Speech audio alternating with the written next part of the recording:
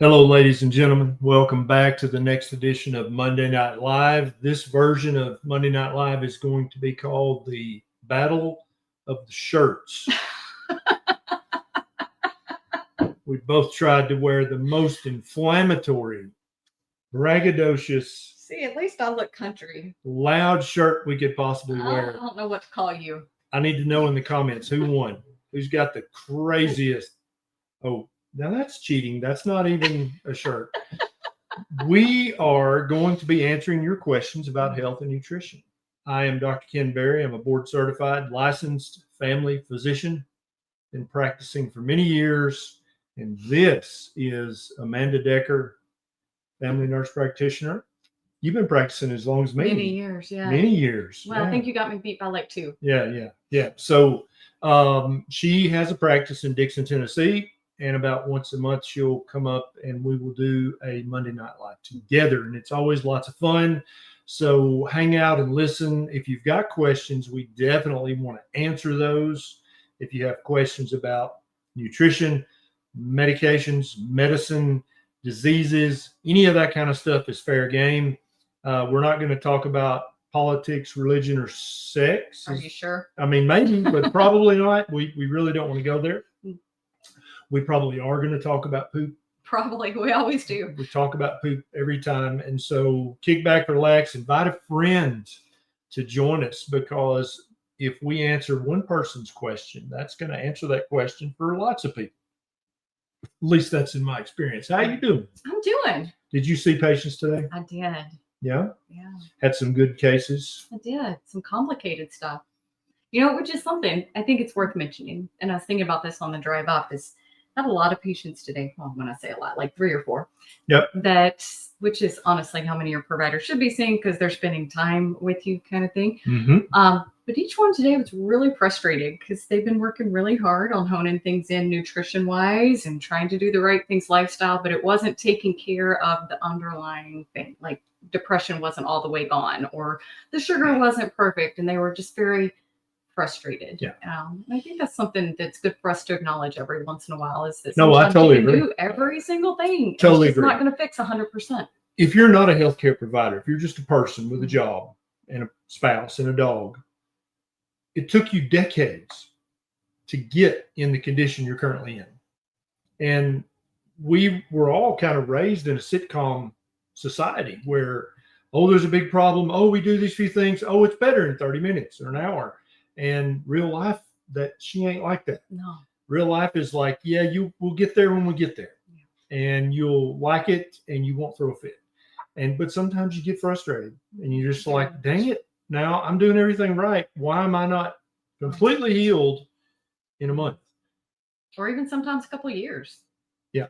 And depending on what the condition is, depending on how long you've had it, it can take years to completely reverse something. Yeah. And I know it's very, very frustrating. Yeah. And for somebody the patient's the one doing the suffering. Yeah. We always have to remember that as providers. I get to go home. I don't have that. But they got that. They're living with it. And so I totally understand it. I totally get it. So we hear you. We hear you. Jeff Palmer says, hit the like, hit the heart, hit the share button right now. There are people that have never heard of the proper human diet. Wow. Millions of people have never heard of this because you haven't hit the share button yet and shared this on your favorite social media. All the average common sense person needs is about 5 minutes of listening to this. And they tend to go, that makes a lot of sense. Maybe I'll look into this. And that's all we're asking you to do, is give us 5 minutes with a friend or a loved one. And I think that we can improve their health. Absolutely. So now if you've got a question, type it in the comments, just like you type in hi, howdy, or how you do.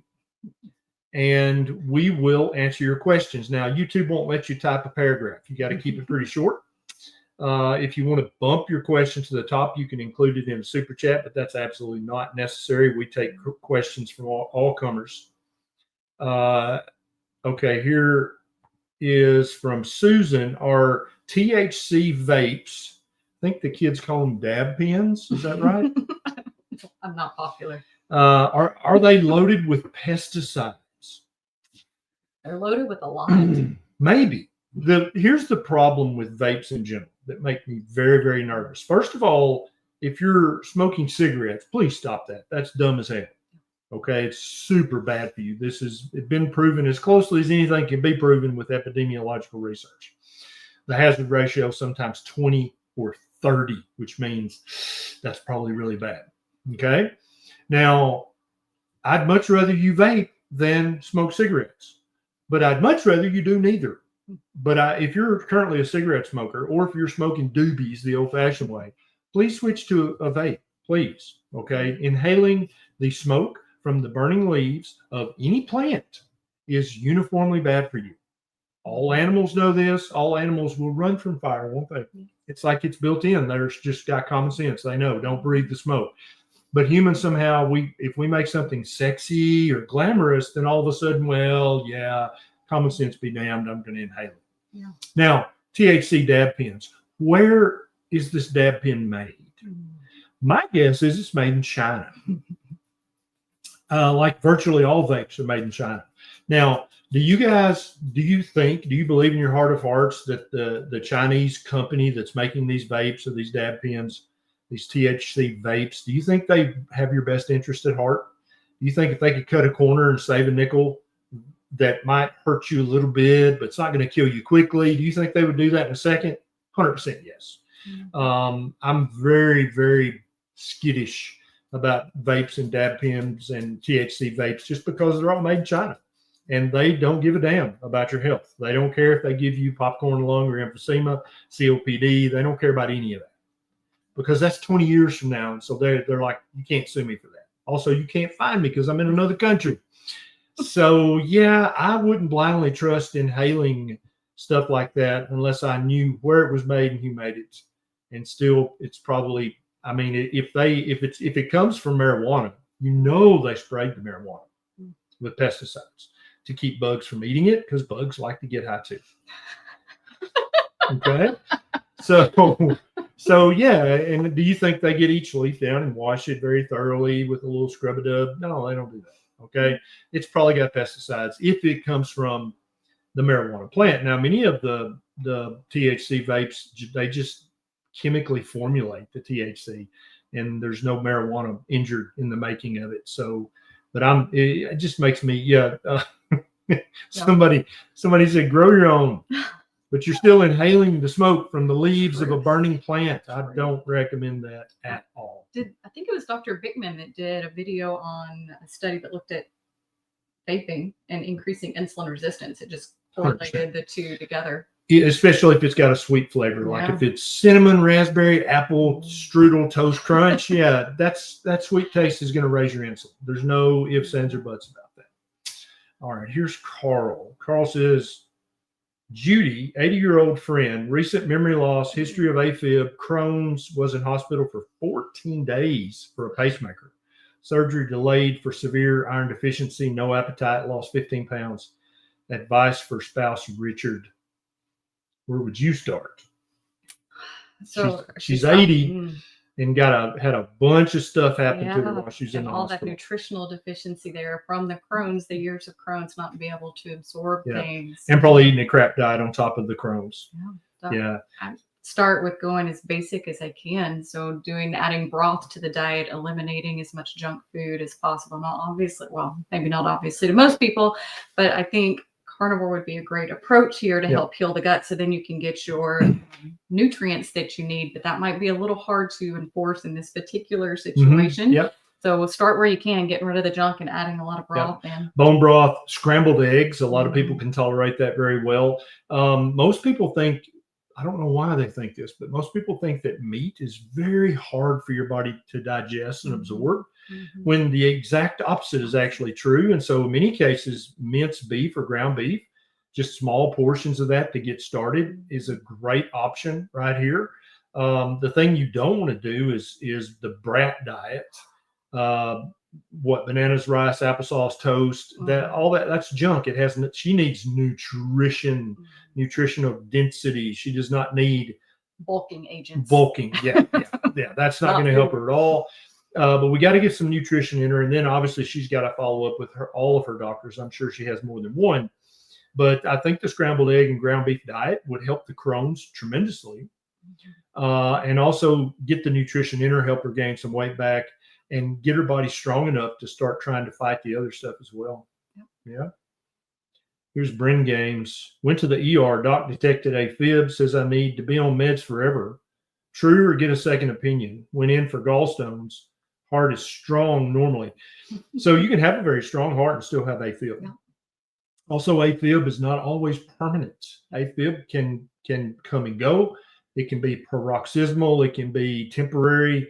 Many things can cause AFib, from electrolyte abnormalities to an aberrant conduction pathway. There's so many things that can cause it, depending on which type you have. And you're probably not going to know exactly which type you have until you see an electrophysiologist, which is basically a cardiologist that did an extra 1 year fellowship in the electrical conductivity of the heart. And then you'll know exactly what kind you have. Then you'll know, do you need to be on medication for life, or can a simple medical procedure fix it? Or is it temporary and it's gone now? Because that happens very many times, especially being in ketosis seems to be very therapeutic for AFib. And so if you can eat low carb enough to stay in ketosis, that's going to help. It may not fix it, but it's going to help. Anything you'd add to? Well, just, a lot of people are bringing up AFib that I'm seeing. When I started practice 20 years ago, maybe 1 or 2 cases in my clinic of AFib. And now it's like so prominent. I don't know if it is our lifestyle of chronic stress and going, or the nutrition, but it's. Now, AFib was relatively rare 20 years ago. I mean, you saw it, but it wasn't like 5 cases a day. That is interesting. I'll have to study on that. Here's Nana C. Thanks to your advice, I recently had my free T3 and T4 checked. Currently, TSH is 6.18. It's a little high. Free T4 is 1.38. Free T3 is 1.9. Should I add zinc to my regimen? Do I need to see an endocrinologist or wait it out? What say you, Amanda Decker? That zinc would be the first thing that I would go for. I usually think more iodine, selenium when I'm thinking about thyroid. And then also nutrition, what's left in there that could be causing inflammation that's not making your thyroid work correctly. Yep, I totally agree. The mitochondria and the thyroid are going to function better in ketosis. So I would definitely eat as low carb as possible. Make sure you're getting adequate iodine and selenium each and every day. And make sure you've gotten a full thyroid panel, because currently we do not know, and you do not know, and your doctor does not know if you have Hashimoto's or not. You might. We don't know. You need those labs checked. Also, do you have a reverse T3 problem? We don't know, because they didn't check that, or at least you didn't tell me. So I'll tell you, I want your take on this. When I was in medical school, I thought endocrinologists were the demigods of medicine. I thought those guys are like the nerds. They're below surgeons. They are, oh my God, they're so smart, right? But when I got into practice, the specialty that disappointed me the most often was endocrinology. Is that your experience? Oh, absolutely. I don't understand what happens. I don't know if they drink the Kool-Aid or if they get lazy, but it's like, all an endocrinologist knows is, oh, you've got low thyroid, you need Synthroid. That's it. The end. We're not checking. Protocol. They just follow the protocol of the medicine. They follow the algorithm, which is something a monkey could do. Okay. It's definitely something AI could do. So I don't understand how they go from these. I remember the endocrinology fellow. I was like, oh my God, she's so smart. Oh my God. I feel like a moron. I don't even want to talk to her. She's so smart. But now when they get out and practice, it's like, I don't know if they're handcuffed and they can't. I don't understand it, but it's very disappointing. So I'm not sure endocrinology is the right answer for you. If you don't have a copy of Common Sense Labs, you might get that off Amazon. It's got the full thyroid panel listed in it. And then a bunch of other labs you might want to get checked as well that the endocrinologists often either don't even recommend, or if you bring it up, they're like, oh, you don't need that. You don't need that. Well, and in their defense, it's not going to fit their treatment algorithm. They're not going to change their treatment based off of the reverse T3. They're going to not, or the free T3. They're just going to give you the same Synthroid. You're going to get Synthroid, and that's it. So why check all that other stuff? Nobody cares if you have Hashimoto's, evidently. They're not going to change what they do. No, that's totally true. That's totally true, which is so disappointing Because you would think when it comes to hormones, thyroid, adrenals, you would think, oh, endocrinology, they're going to know stuff and do stuff and check stuff that no primary care doctor. No, not really. Not really. Well, hey, but you know what? If she's in one of 23 states, there is this person she could see. So Amanda Decker is licensed in 23 states. Don't ask me to name them. I'm not going to do it. You can have those memorized. So you know them all. Okay. They're on my website. Yeah, you can go to clearpathmedical.net Yeah.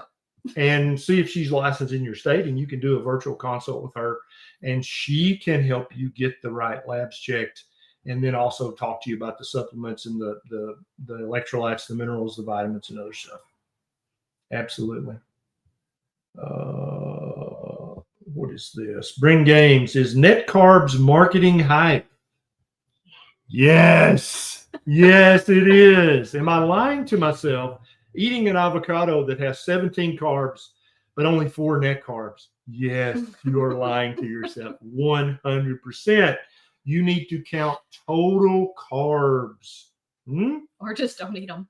Yeah. And so if you're going to try to be keto, you've got to count total carbs, okay? Because all of the food manufacturers, they know keto is popular. And they're going to make keto bread. And right on the label on the front, it's going to say keto. And it's going to say only fill in the blank net carbs. You have to flip it over and read the fine print to be like, oh, it's got 45 grams of total carbs. What the hell?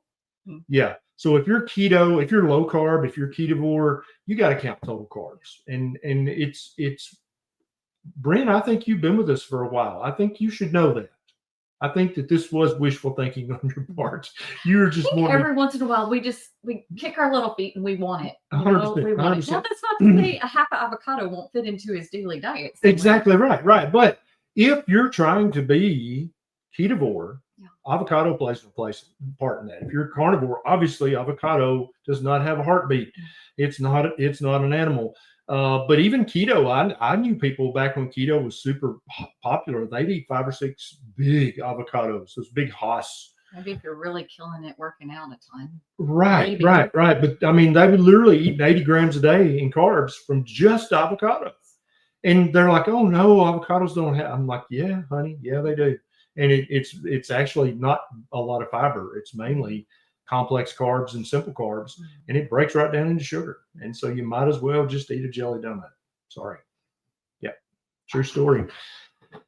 Mark, what would you say to my aunt who I got to carnivore 1 year ago? A1C is 54. You guys maybe must be 5.4. Well, they may be in the Europe or UK. I don't know. Maybe. But her fasting insulin, which she had to get independently, is 34. See these numbers. I'm afraid this is UK, EU. Fatty liver and LIPR of 89. Thank you, love supporter. Mark, I don't know if you meant 5.4. If you did, it's great. But I think you're talking about EU numbers, international measurements. And I don't have my conversion chart, so I can't convert that. I'm sorry. And then also the fasting insulin 34. I don't know what the conversion is. I'm very sorry about that. She needs her A1C to be under 5.6 after you do the American calculation, and her fasting insulin needs to be 10 or less. And then you know you're on the right track. She may be, if you think she's carnivore, but her numbers are still high, she may have some Oreo cookies hidden in the garage or in her desk drawer at work. A lot of people do that just to make a loved one happy. They'll eat carnivore at home. And then as soon as they get out of the house, they're like, okay, now what am I going to eat? Or there could be an underlying issue, like some cortisol issues, something like that, Cushing's. I've found so many cases of that recently where swear they're eating exactly like they're telling me they're eating that. Find out their cortisol's out there. Yep, absolutely. Here is JM, 40-year-old male, Crohn's for 23 years, no meds past year, just fine. Had shoulder surgery, NSAIDs, flared it, went on antibiotics and budesonide, day 5 line diet meds, diarrhea still present. Is that normal? After 5 days, yeah, I wouldn't worry about it unless you feel like you're literally diarrheaing yourself to dehydration. You can drink more than you can poop out. It should clear up and go away in a few days. Yeah, make sure you're getting electrolytes, make sure you're getting plenty of salt, make sure you're eating until you're comfortably stuffed. And then at 2 weeks, if you still got not just loose stool, because that's not really diarrhea, but if you're having liquid diarrhea, see your doctor after 2 weeks. Bearded talk. I wonder if that's a YouTube channel where everybody has a beard. I would fit in there. You would not. Well, I'm kind of happy about that. 54-year-old male with a CAC of 65, so a coronary artery calcium score of 65. What is your treatment plan? Cardiology put me on 5-Crestor and daily 81 milligram aspirin. That's not a terrible strategy. Some people add a little bit of Zetia to that. You're 54. I don't think a CAC score of 65 is oh my God.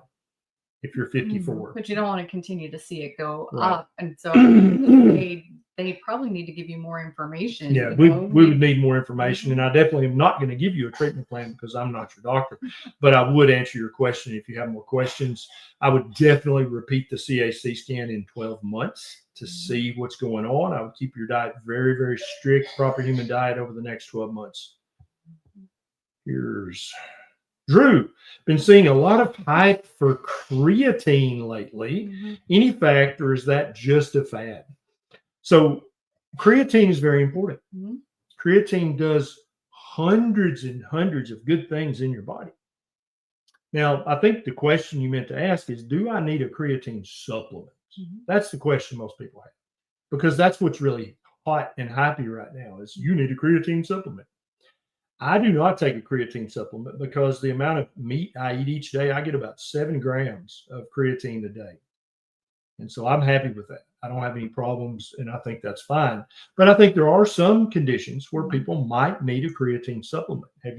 What have you seen in your practice? So yes, especially ladies that have been almost they are sarcopenic, so their muscle mass has dwindled down, helps to rebuild, or someone who's had a chronic illness and has lost a lot of their muscle mass, we may add that. Now, I actually do take creatine. You do? I do. I started it about 30 days ago with a more consistent workout routine, and I can see a difference. It's not like, ooh, magical, right. But I can see a difference. And I will say sometimes I struggle to get as much protein as I need in a day. And that's very common, especially for older women, not counting you. Older women sometimes just can't eat enough meat to get enough creatine from the meat. And so, yeah, I think especially if they're very sarcopenic, meaning they've lost a lot of muscle mass, I think if you've got osteopenia or osteoporosis and you're just not able to eat as much meat as you should, I think a creatine supplement could be very important. But the vast majority of people, if they're just here to lose weight and reverse type 2 diabetes, you don't need a creatine supplement. You just need to eat your meat. But there are specific instances where I think it's very therapeutic. And it's been well studied 100%. As being fairly safe. So it's one of those things, if you wanted to try it, is it going to hurt anything? No, if you've got the money, you're not going to harm yourself by taking a creatine supplement. I totally agree with that. Jennifer, 68-year-old, testosterone is 7, insomnia, heart disease, osteopenia, weak muscles, thinning hair, yet PCP says that you are too old to be concerned with your hormones. Which ones should I get tested? Now, let's break this apart. First of all, this really pisses me off. I'm 56 and you're in your late 30s. Yeah. Do you feel, when you were 17, you would look at your current self and be like, God, she's old. Yeah. When I was 17, I look at me now and be like, dude is a dust farter. He's so old, right? But now at 56, I'm telling you, I'm not old. You're not old. No, we're not old. And I think when I get to be 68, I will also continue to believe I'm not old. What do you mean? I think you're old when you're ready to get in the pine box and lay down and be still. Yeah. That's when you're too old to get your hormones optimized. That's my opinion. If you want to have energy, if you want to have motivation, get up and go, drive, sex drive, or other drives. If you want to sleep well, if you want to have better hair, better skin, less pain in the panty area with bedroom activities, get your testosterone fixed. Your doctor, Jennifer, is one of those old school doctors who's like, oh no, the Women's Health Initiative showed blah, blah, blah. That shit was all debunked 10 years ago. Any doctor who's doing the reading knows better than this. Now you're actively doing hormone optimization. So chime in here and help Jennifer understand what's going on. Yeah, so I'm gonna say it's not just your testosterone. The Correct. sleep is probably coming more from the progesterone, and your estrogen also plays a big role in all that. So it's the trifecta of all of them together.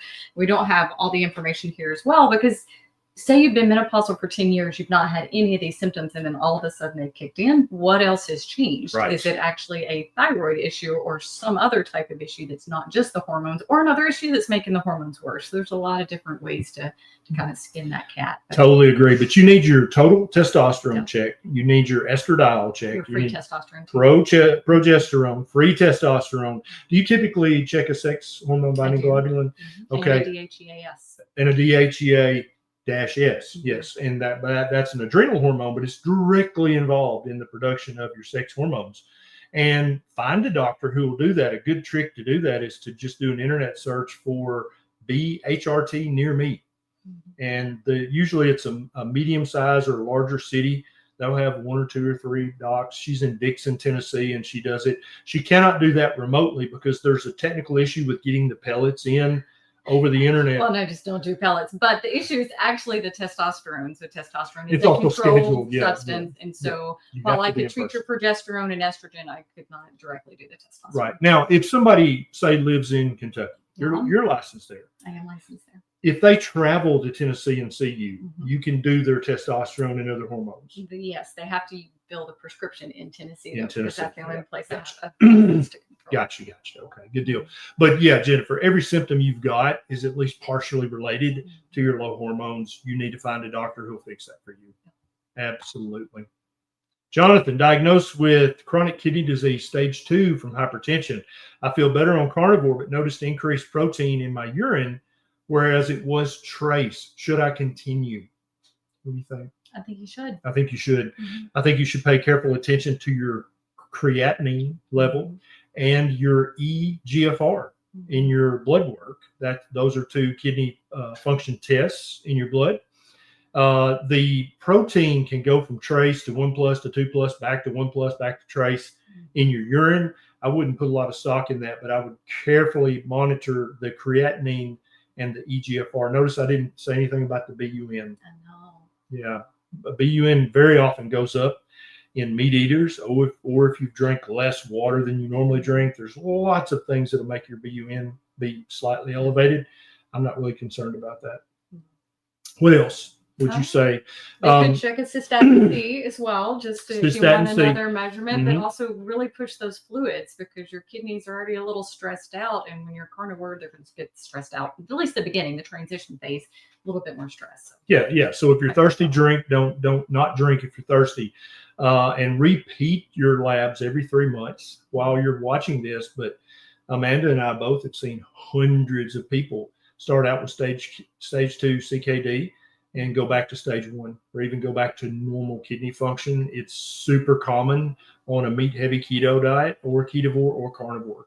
And so that's why, really, the selfish reason I want you to recheck your labs every 3 months is because 3, 6, or 9 months from now, you're going to have stage 1 CKD, and you're gonna be like, what the hell?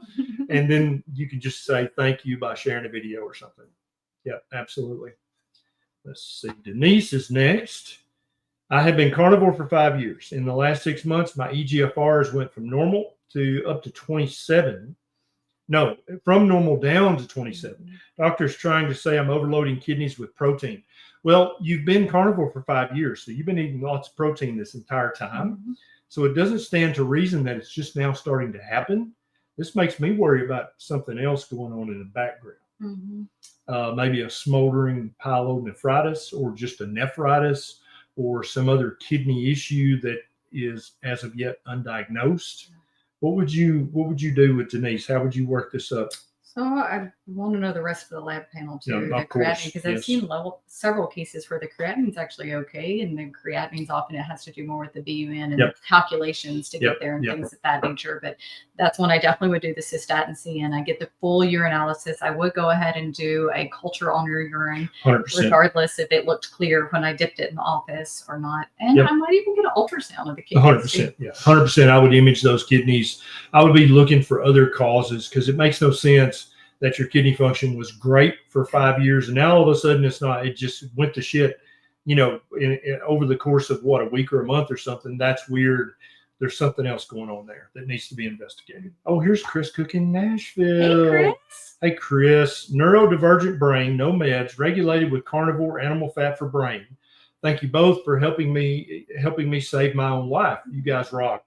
You also rock. If you guys want excellent carnivore recipes, carnivore cooking tips, keto recipes, Ketovore recipes, check out Chris Cooking Nashville. I promise you'll be happy that you did. Chris is not that good looking, but his wife is beautiful, so it'll be worth it. And she's in the videos very often. Love you, Chris. I need more biscuits. Yeah. Oh, she needs some more keto biscuits. carnivore biscuits. Yeah. Carnivore biscuits. You're like, wait, what? Yeah, there's such a thing as carnivore biscuits. So check out Chris Cooking Nashville. Matthew, how do antipsychotics work with doing carnivore? I made 55 days last time, but I went to get the point where I feel amazing from eating meat. Do the tabs prevent this? I'm reading Dr. Eads' book at the moment too. Beautiful. Read Dr. Georgia Eads' book, Change Your Diet, Change Your Mind, and Dr. Chris Palmer's book called Brain Energy. Anybody with a mental health issue, you need to read both those books. You can also listen to them. They're on Audible.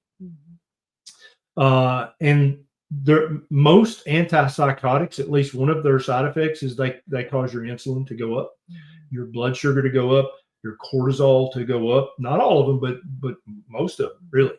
And they will absolutely tend to make you gain weight, gain fats. And so what most people on carnivore do after they've been on it for a few months, they've gotten stabilized, is they'll have a conversation with the mental health care provider, and they'll say, hey, I want to try to slowly wean these meds down and see if I still need this high of a dose. And very often they're able to cut the dose in half and still do just fine. In many cases, they keep weaning down till they're not even taking one or more, and their mental health is still great because now their brain's running on ketones. They don't have all the sugar spikes and the insulin spikes, and they don't have the inflammation anymore. I don't got anything to add. Okay. All right. Here's Bill. Hey, Bill, 61-year-old male, statins for 20 years, stopped 6 months ago. Been keto for a year, CAC score 0, total cholesterol 278, HDL 40, trigs 119, LDL 212. LDL small is 596, LDL medium 667, HDL large 6338. Small LDL level a concern. What do you say? We need the total particle count to really evaluate whether or not that small number is a concern. I generally like to see it under 23% of your total LDL particle count. So if you do the calculation, taking your total particle count are you 23% or less? Yep, there you go, Bill. There's your answer. Also, I very much care about your A1C level and your fasting insulin level and your HSCRP. Your HDL is still a little on the low side, and your trigs are normal, but a little higher than I'd like for them to be. So I'd like those other labs as well. Hank, 28-year-old female, carnivore for 1 year. LP little a was 205, LDL 585, HDL 78. Triglyceride 69. I'm afraid about my LP little a. Doctor said statin is a must, also to avoid saturated fats. What can she do? She can keep eating carnivore. 100%. There's not a shred of research that shows that healthy saturated animal fat is in any way bad for you if you have a high LP little a or a low LP little a or normal LP little a. LP little a, in my opinion, is a very fattish, very popular thing to talk about right now. I think it's going to go the way of TMAO. Remember that? Remember TMAO? Oh, your TMAO. it was complete horseshit. But plant-based doctors and cardiologists love to scare people with that. I think LP(a) is just like that. Now, if you have LP(a), I think the research is fairly clear that you're probably at a little bit increased risk for dementia later in life. That's probably true. But not eating red meat is not going to protect you or lower your risk of dementia. There's no research that supports that. What else? Just make sure everything else around it is good, like the inflammatory markers. And yeah. So let's say any of you guys, you've got a high LP(a). You're positive for that. Okay. So what do you do to combat that? First of all, you are allergic to ultra processed sugar added junk food for the rest of your life. Literally, if your birthday, I don't give a damn. No, you don't get that. If you want to lower your risk of dementia as low as you can, no. Alcohol, hell no, never, not another drop. Vegetable seed oils, I would highly recommend against. Let's not do that. Let's eat a strict, proper human diet as you possibly can. And let's live a proper human life, which means get your ass out of the lazy boy, off the couch. Let's go move, and let's move every day. Let's get out in the sun and go for a walk. Let's start doing a little jump rope, a little rebounding. Let's join the gym if you got the money. If you don't got the money, you can go out in the backyard and lift 2 cinder blocks. I don't care. It doesn't have to be sexy, but I need to get your heart pumping. I need you to build muscle and build bone. Those all send signals to your brain to keep your brain younger. Everything I just said. What else would you add? Environmental toxins. So, okay, beautiful. Don't cook in plastics and filter your water, things like that. 100%, yes. And then what about managing stress? Do you think that plays a role in dementia? Yeah, absolutely. And you can't, people are like, you got to get the stress out of your life. Does that piss you off when you hear that? Like some 25-year-old influencer on Instagram, you got to get rid of that stress. What are you talking about? If I lived in my mother's basement, maybe I could get rid of the stress. I lived there for 6 months or 9 months when I built my house. It was stressful. Yeah, I don't understand. Loved it, appreciate it. You can't get rid of the stress if the stress is your spouse or your job or your kids or your dog or your whatever. You've got to learn to cope with the stress and manage it in a healthy way. And you might be sitting there going, oh yeah, easier said than done. No, actually, you can do it. It's just like making a muscle stronger. When you first start, the muscle's very weak, and you like, I can never do this. You keep practicing, and before long, that thing that used to just stress you out and shoot your cortisol sky high, you're like, I don't even care. No. Whatever. Just start somewhere. I promise you can do this. Yes, please try. Please practice. Thank you, Donald. Kevin says, been carnivore for 5 months, started at 235 pounds, now down to 205 pounds. Huzzah. A1C was 9, which is terrible. Now his A1C is 5.7. He's 1/10 of a point from being completely normal.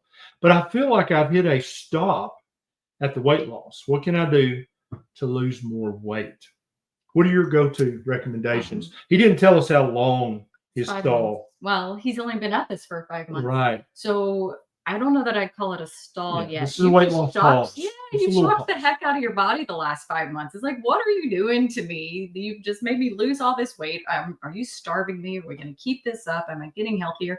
So this is just your body figuring out. So be patient. Yep. And give it some more time. This is much more common in women on average, but some men, after they've lost a chunk of weight, their body will be like, whoa, put the brakes on.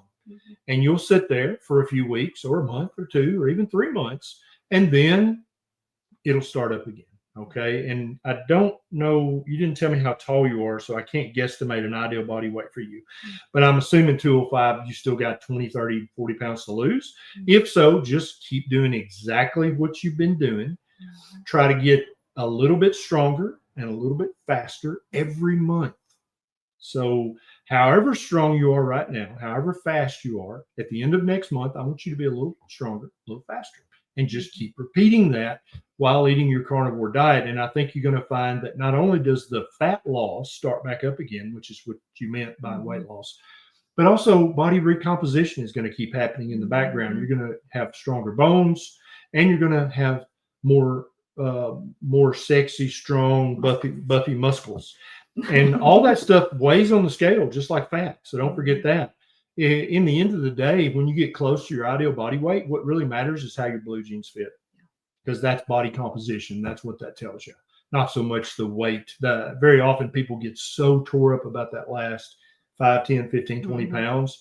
And I'm like, those jeans you're wearing right now, could you even begin to wear those a year ago? And they're like, oh, hell no. I'm like, shut up. You're winning. Just be happy and thankful this day because you're winning.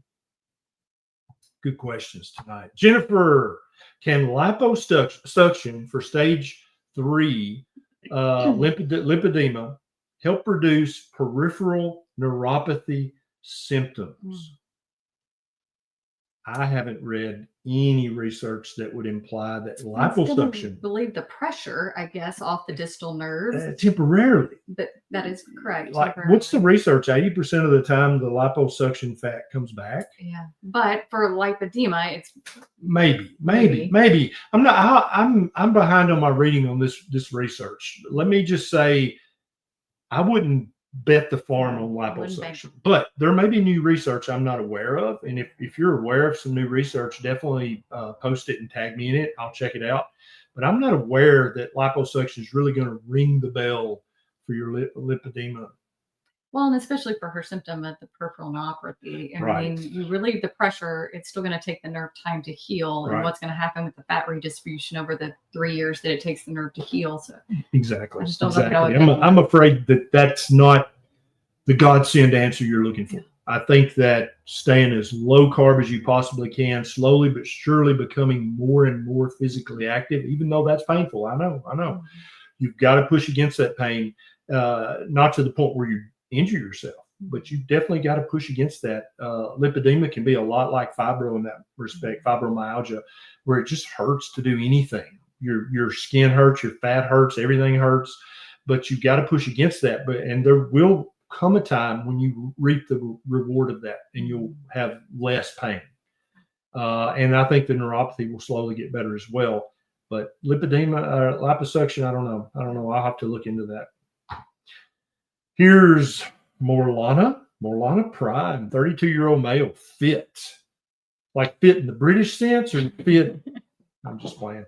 Total cholesterol greater than 1,000. HSCRP 8.8, which is high, that's an issue. Trigs greater than 200, which is high. That's an issue. Developing xanthelasma around my eyes and xanthomas on the tendons of my knuckles. I've been eating Ketovore style diet for years. Seeing a doc on Wednesday. So almost certainly, Morlana Prime has a genetic issue here. Yeah. If you've been true Ketovore and you still have triglycerides over 200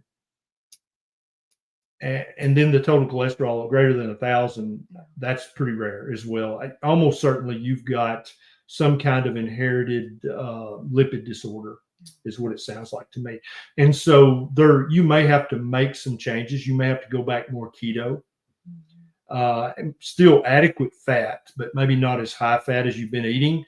But there's more to this picture here. I wish that you were a member of our private community so I could ask you more questions and you could answer them, because there's something fishy here. Either a genetic issue or you're saying Ketovore, but your definition and my definition differ.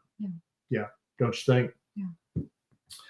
Beautiful. Here's Jammer Travels. What is your take on nicotine for healing various diseases? Not smoking, but nicotine patches or nicotine lozenges or something like that. I haven't seen any research about nicotine healing medical conditions. Now, there are many, many people who use nicotine therapeutically for ADHD, for just to focus as a nootropic. I've seen that, and I think there's some research to support that, but millions of anecdotal cases of that. Do you recommend that, or do you condone it, or do you allow it? If somebody says, yeah, I use, like Zen or whatever, because it helps my ADHD, what would be your... Yes, I think most of the research came out of Vanderbilt, actually, in their cognitive clinic that was there. They're studying it more, I think, on the Alzheimer's side of things and not the ADHD side of things.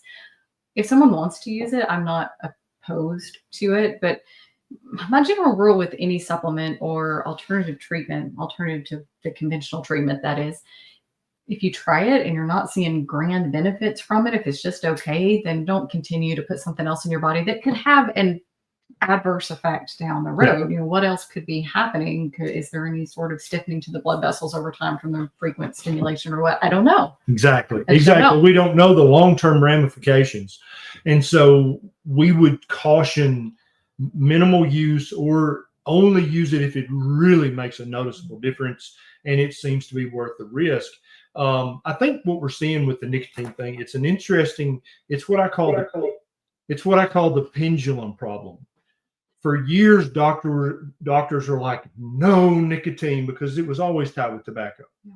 And all the tobacco research, it's quite clear tobacco's bad for you. Smoking, dipping, chewing, sticking it up your butthole, whatever, however you use nicotine, it's bad for you, okay? It's not good for you. But now we're able to isolate the nicotine. And so it's not tobacco. But the pendulum, I feel like medical professionals pulled it so far this way that now that it's loose, it's going to swing too far the other direction. And you see people out there, oh, nicotine cures this. Nicotine, I wear a nicotine patch and I use nicotine lozenges and it cures this and that. I just don't know. I think you're seeing that pendulum go too far. I think in the middle, there's a rational argument for, I have severe ADHD. I don't want to take methamphetamine, basically. And so I use nicotine pouches or patches or whatever, and it calms my ADHD down. I totally get that argument. And I think that's rational. Now, smoking cigarettes for your ADD, shut up. Just shut up, okay? No. Vaping for your ADHD, they're made in China. Who the hell knows what they're putting in them? They probably use sewer water, literally, because it's cheaper. But the nicotine patches, and I know Tucker Carlson's got his own now that he's branded. His reputation is staked on there not being sewer water in his little nicotine pouches. So I figure probably he pays attention. And they may be made in China, but I bet he's visited the factory. At least I know I would have. And so I think there's an argument for using nicotine for certain things, but I don't think nicotine cures any disease. I think that's a stretch. You agree? I agree. It's a treatment. It's not a cure. Exactly right. Yeah, it treats symptoms at most. YD, 35-year-old male, 5'8", started 190 pounds on carnivore diet since the end of August. Now 150 pounds, 40 pounds weight loss in how many months? August. Wow. Fasting shows triglycerides 250, and you were fasting. Okay, that's good. HDL still low at 35, LDL 200. Cholesterol 270. Why triglycerides so high? So about 3 to 5% of people, if they drink coffee the morning of their triglyceride check, their triglycerides will be high. You may be one of those people. I have a YouTube video that talks about the exact chemicals whose names I've forgotten that are in coffee, and it's unfiltered coffee. So filter your coffee. Sometimes that helps. Triglycerides can be an acute phase reactant. If you've got a little bit of infection or inflammation, your triglycerides can go up just like your blood sugar can. What else? I would go back with fresh eyes. Yeah, and I wonder what they were before he did this. Was he like a Exactly. 600 kind of guy? And I bet you 250? were. Then woohoo, Yeah, I right? bet you were. I bet your trigs used to be 600 or higher.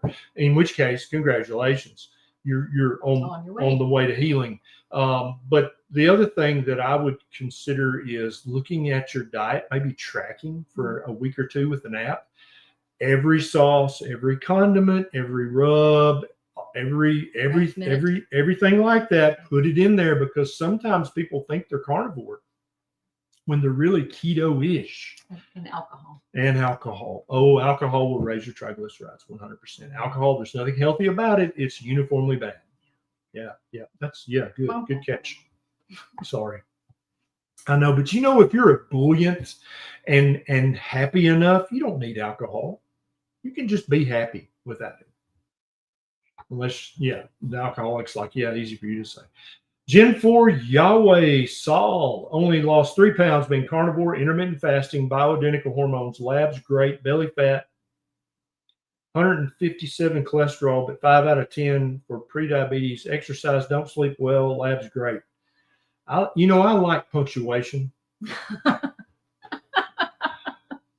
Only lost 3 pounds. How long have you been carnivore? Yes, but all right, we can get some things out of this. So she's not sleeping well. That Right. is going to drive an inability to lose weight. 100%, You yes. started bioidentical hormones, and while bioidentical hormones are wonderful and can cure a lot of things, a lot of women actually gain weight when they first start them. Right. I put it with like when you start your cycle. Okay, your hormones change and things you bloat up. Okay, well, we're giving you hormones after you haven't had them, and while you're going to bloat up, hang with it. It'll get better. Temporary. Yes, it gets better. Absolutely. But there are some reasons in there why you would have only lost 3 pounds, and I'm going to say congratulations on losing 3 pounds while doing these things. Absolutely. Also, are you on the proper dose of the hormones?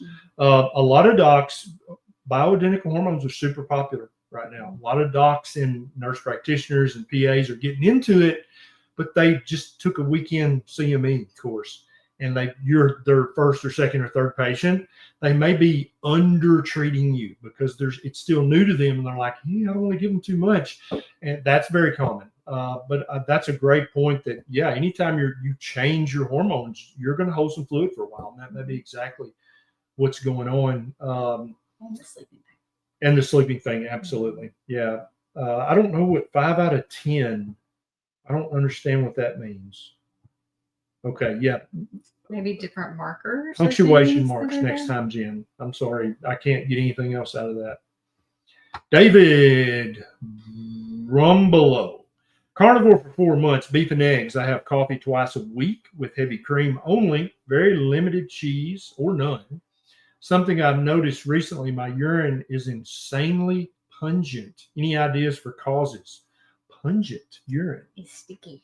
Yeah. So urine, if concentrated, healthy urine, normal urine, has a urine odor. Yes. And if you pee and then you don't flush it because you're trying to save money and you get up the next morning, you pee again, you're going to smell that 100%. That is not indicative of any known disease. That is not indicative of kidney problems. Concentrated urine just has an odor. Everybody knows this. If your cat pees on your carpet, the way you figure that out is you smell the cat piss. Okay, your cat's super healthy, but their pee still stinks. Now, if you drink enough water that your urine's kind of clear, it won't have much of an odor. But if you just drink when you're thirsty, like I think most people should do, your urine's going to be a darker yellow, and it's going to have an odor. That is normal. That's why most animals will go outside of their kind of lay down area to pee because it stinks and they don't like it. So I don't think, go get a urinalysis, go get some blood work, but this is probably not indicative of any disease or condition. Sterling, been doing Ketovore for 3 months. 2 weeks ago, doctor said liver enzymes were high. He said fatty liver, it could be, going for ultrasound and blood work, excellent. Will staying on Ketovore help? Gallbladder removed 9 years ago. What do you think? It definitely will. Yeah, definitely it's going to help. Make sure you're not drinking any alcohol. Make sure you're not taking too much Tylenol or ibuprofen or any of the over-the-counter pain relievers. They can also cause liver enzymes to be high. Typically, in your case, high liver enzymes means you've got fatty liver, but it can mean other things as well. Make sure your doctor checks a full hepatitis panel. Sometimes you can have undiagnosed hepatitis, and that can be what's causing this. Also, syphilis and HIV. I'm not, we're not saying anything. I'm just saying all this stuff needs to be checked. A good doctor would know to check that. What else? Yeah, Ketovore is low carb enough. Eating fat doesn't make you have fatty liver. A lot of people still believe that because they have not watched this video because you have not shared it with them, and they think that eating fat gives you fatty liver when nothing is further from the truth. Okay. Fatty liver is caused by too many carbs, too much sugar, too much fructose, too much alcohol, too much Tylenol, ibuprofen. That's what causes fatty liver, steatohepatitis, NASH, ultimately cirrhosis and liver failure. That's what causes those things. It's not the fat. Absolutely not. Oh, Jen, forgot 3 months carnivore, not pain. Feel great, feeling frustrated. No, I understand, Jen. Jen's obviously a woman. So I'm going to let you speak to this. Most guys, and this is probably what Jen's saying, when they start carnivore, their weight loss is like Mm. And they're muscly, and they got at least a 2-pack, if not a 4-pack again. Mm-hmm. And it just seems to happen very quickly. And then also all the influencers on Instagram, all their shit just happens overnight. Mm-hmm. But for some women, I forget how old she says she was. Did you remember? But why does it take longer in women? Why should she just take some vitamin P, stands for patience, and just keep doing what she's doing? Talk her down off the ledge. You know, most of us ladies have yo-yo dieted our entire lives, and that really screws with the metabolism, and it takes some healing time to really re-nourish your body so that it can safely get to a good place with your weight. But she was the one that was perimenopausal, or no, menopausal started. Right, that's right. BHRT. Yeah. So it's also slower just during that time period as well. I was glad that you're not having pain and that you're seeing some other improvements. And I hear your frustration. It's just a time thing that you're going to have to give your body. Mm-hmm. And you've lost 3 pounds, and you haven't gained those 3 pounds back. That is for a menopausal woman. That's big. That's a victory. Huzzah! I know. It doesn't feel like much, but it is. Thank you, MK. Mosh Hizung. On carnivore diet for 5 months, ate 1 pound of bacon. 2 hours later, still hungry and craving more. Why did you just eat 1 pound? So cooking another pound. Question: better to cook 2 pounds at once? 100% yes. Yes. Listen, I always cook too much food. This is partly just because I came from kind of a food scarcity past. And so anytime I'm ordering in a restaurant, I uniformly order too much food. I'm like, I better get a side of, and Nisha's just looking at me like, what is wrong with you? Or if I cook, I'll cook 2 pounds of ground beef, 2 pounds of bacon. I never eat all that. Yeah. But if you only cook a pound, what if you're still hungry? Well, but I never eat bacon by itself. I always have like some eggs or something else that's got a little higher protein, a little lower fat 100%. To give me more of that too. So beef and bacon, eggs and bacon, 100%. Yeah. Get some ground beef and bacon, steak and bacon, whatever, and bacon. Yeah, absolutely. But 1 pound is not enough for a growing boy. You need more than 1 pound of meat. Absolutely. All right. Let's see what else we got going on over here.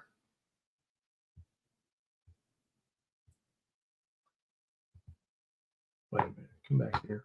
Chris Cooking Nashville says, cooking too much food is like how I make my living now. Ask anyone who comes to our house to eat. Totally understood. Yeah. Are you like that, Chris? Do you like every time you cook too much and your wife is like, dude, what are you doing? And you're like, well, you never know. You might need it. I have a 16-year-old in my house. We never have too much food. You never have too much food. Nisha, she said the other day we were talking, she said, if I were going to food prep for a week, how much bacon would I have to cook for us to have enough bacon for all week for all 4 of us? And we came up with probably 14, 15 pounds of bacon. If we were going to prep bacon for the full week, because she's cooked 4 pounds before. Yeah. And it's gone. But I suspect that on day 2, 3, 4, we would kind of burn out. Burn out a little bit. Yeah. So I'm thinking 15 pounds for a family of 4 would be prepping a week of bacon. How much bacon do you guys cook at a time? Tell me in the comments. I want to see. Yeah, and also I'm like Jill. I love having leftovers. I love leftovers very often better than the original cook. Do you like leftovers? I mean, it's just a necessity of life, I feel like. But do you like, or do you like tolerate them? Depends on what it is.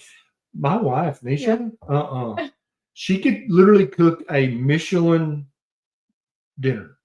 Oh my God. She won't touch the leftovers. Really? She just will not touch. We could eat at a Michelin star restaurant and bring home. She's not going to eat that. More for you. I'll 100%. I eat every leftover in this house, and I love it, and I'm here for it, and I'm proud of it. But you just tolerate them. I mean, it really depends on what it is. So, wait, here's Serena. Serena said, I cooked 3 pounds of bacon, and it was gone in 2 days with 2 of us eating. Yeah. Let's see what Coach Alyssa. She says, I hate leftovers. This is why Nisha and I are friends. Who else? Do you guys hate leftovers? Like, it's like a treasure hunt. When you go to the fridge, I'm ADHD, so I have no damn idea what's in our fridge right now. I literally could not tell you.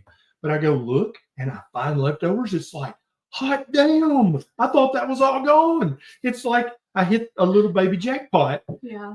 But Nisha's like, I learned something about leftovers last week. what'd you learn? It was, that condition that I called you about, the mast cell disease. Activation, yeah. Yeah, that leftovers actually can increase histamine, the reheating of 100%. Yep, I 100%. didn't know that.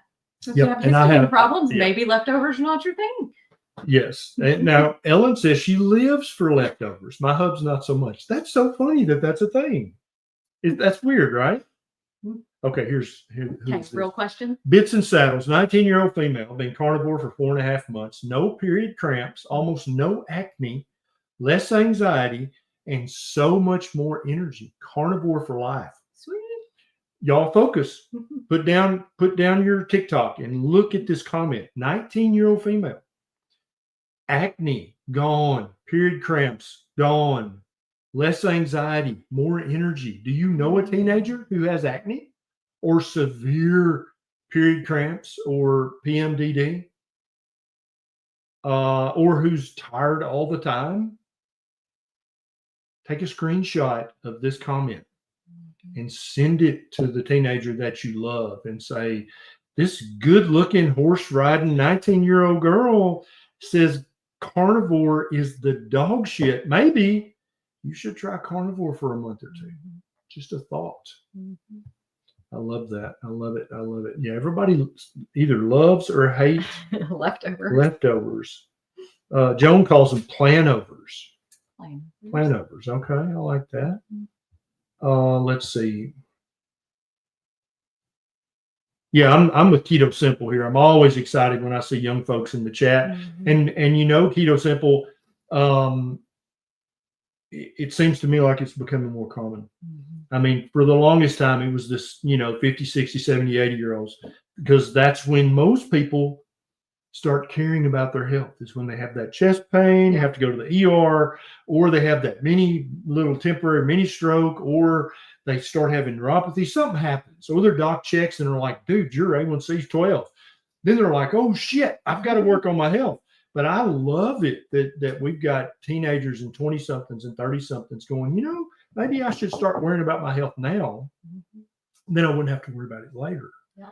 Are you seeing in your social media and in your clinic, are you seeing kind of a move to younger people being more concerned? Yeah, right now I'm seeing more of that middle age. So I hate saying middle age, but there's got to be a better term. 40-year-old, the grand age, I know that I don't know. 30, 40-year-old. That's what I'm really seeing. Let's just say that. Clinic. Yeah. Well, but that's younger than it used to be, I think. Yeah, absolutely. Let's see what else we got here. We got time for one or two more. And then you still have time to click the share button right now and share this on your social media, because we've answered a lot of good questions tonight that would help a lot of people. Marcia, 3 pounds of bacon lasts her 2 days. Okay. 2 or 3 pounds I'm seeing. I saw it, not so nice. Two not so nice comments there. Is it normal for IgG to be low on carnivore? Which IgG? Which IgG? Yeah, first of all, and how low? There's nothing about a carnivore diet that's going to make any of your IgG antibodies dangerously low or unhealthily low. I don't think that's anything to worry about. I have seen, I don't know if you've seen this too, is the total white blood cell count can be lower on people who have been carnivore for a while or proper human diet for a while. And my theory is that we're just in a healthier place, so we don't need as many hanging around. You'll still mount an immune defense if you get in contact with strep or something like that. But totally agree. There's multiple test results like that I see that are just uniformly a little lower or a little higher in carnivores. But if you think about the physiology, you're like, I'm not worried about that at all. I think that's probably fine. Here's Brian, down 50 pounds on carnivore in the past year. Is having a cheat meal every 1 or 2 weeks bad for health going in and out of ketosis? Just a little poison. Just a little poison every week or two. But now, first, okay, Brian, you're down 50 pounds, my friend. Huzzah. Well done.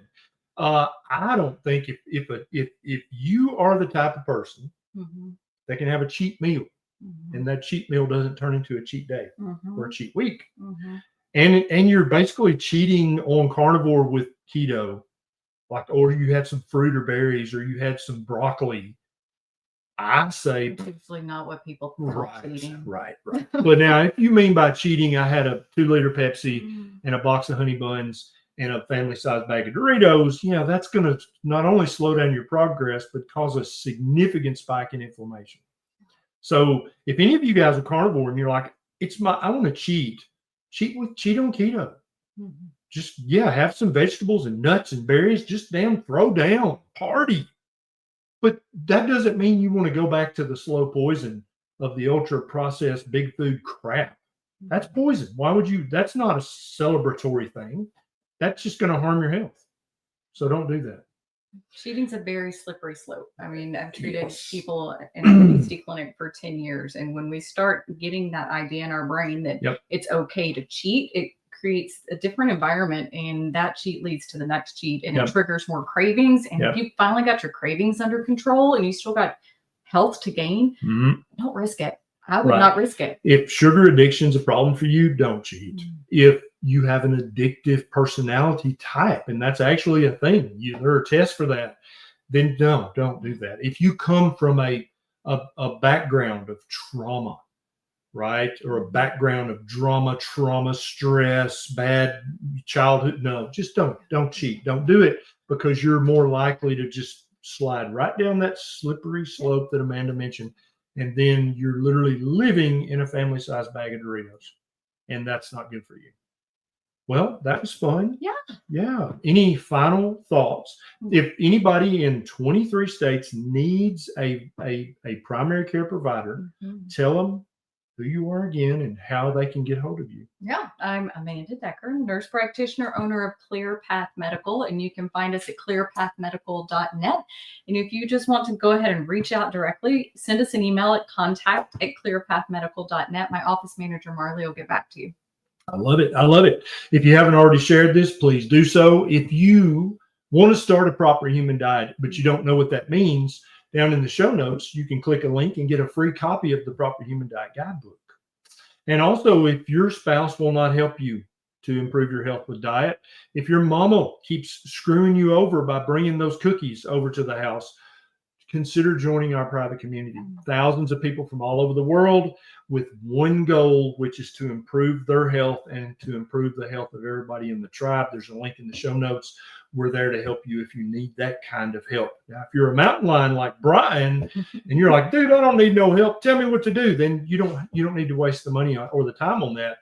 But if you need support, if you need an accountability partner or 2 or 3, or you need daily, weekly, multiple Zoom calls, you can ask questions to kind of calm your mind and soul, consider becoming a member of our private community. There's a link in the comments. Thank you so much for being here with us this evening. This was fun. Amanda Decker, clearpathmedical.net. And you can find me where all good keto carnivore doctors hang out. See you next time.